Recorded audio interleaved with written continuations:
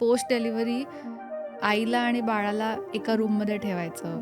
हे कितपत राईट? म्हणजे पूर्वीच्या काळी कुठल्यातरी कारणामुळे हे सुरू झालं असेल, पण आता ते कितपत व्हॅलिड आहे? एक रूममध्ये तर असायलाच पाहिजे ताई आणि बाळ ना, कारण म्हणजे असं की अंधारात वगैरे तसं पण हां, ऐकलंय मी. पहिले 3 दिवस अंधारात जनरली ठेवलं जायचं. ओके. टिटॅनसचे जे जंतू असतात ना, तर ते अंधारात वाढत नाहीत आणि ओके. कॉर्ड कटिंग होतं ना ज्यावेळेला, तर त्यावेळेला ती शक्यता खूप असायची पूर्वी आणि म्हणून जनरली अंधारात ठेवलं जायचं.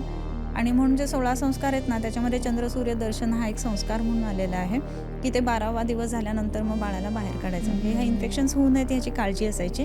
बेसिकली त्या खोलीत कोणी बाकी जायचं नाही अंधार असल्यामुळं, हा एक भाग होता. त्याच्यामुळे मग कंटॅमिनेशन्स नाही व्हायचे किंवा क्रॉस इन्फेक्शन्स नाही व्हायचे. आई आणि बाळाला एका खोलीत ठेवायला पाहिजे आणि खूप जास्त येणं-जाणं त्या खोलीमध्ये नसलं पाहिजे, की ज्याला आजकालच्या भाषेत असं हायजीन म्हणतो. सो तोच भाग आहे आणि आत यायचं असेल तर हातपाय धुवून, स्वच्छ हे ते करून तर वगैरे ह्या गोष्टी बरोबर. करायला पाहिजेत.